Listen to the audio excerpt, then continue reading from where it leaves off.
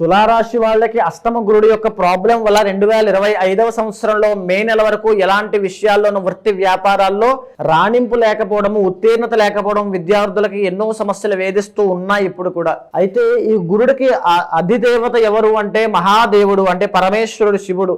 ఎప్పుడైతే శివ ఆరాధన అనేటువంటిది మీరు తారాస్థాయికి భక్తిలో వెళ్తుందో అప్పుడు గురుబలం అనేటువంటిది అమాంతంగా పెరుగుతుంది. దానివల్ల ధన వృద్ధి కలుగుతుంది, గౌరవ మర్యాదలు పెరుగుతాయి, పాపులారిటీ పెరుగుతుంది, ఫేమ్ అనేటువంటిది వస్తుంది. ఈ శివ ఆరాధనకి అత్యున్నతమైనటువంటి సమయమే మహాశివరాత్రి. మాఘ బహుళ చతుర్దశి ఫిబ్రవరి 26వ తారీఖున నేను చేసేటువంటి కర్మ ప్రాయశ్చిత రుద్ర తంత్రంలో పాల్గొనండి.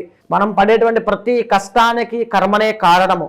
అలాంటి కర్మ నివారణ చేసుకోవాలంటే కొన్ని ప్రత్యేకమైన తిథుల్లో కొన్ని ప్రత్యేకమైన పూజలు ఆచరించడం వల్ల మన భక్తి మూలాన మార్కండేయుడు వలె మన కర్మని మనం నివారణ చేసుకోవచ్చు. అలాంటి ఈ యొక్క కర్మ ప్రాయశ్చిత రుద్ర తంత్రంలో పాల్గొనండి.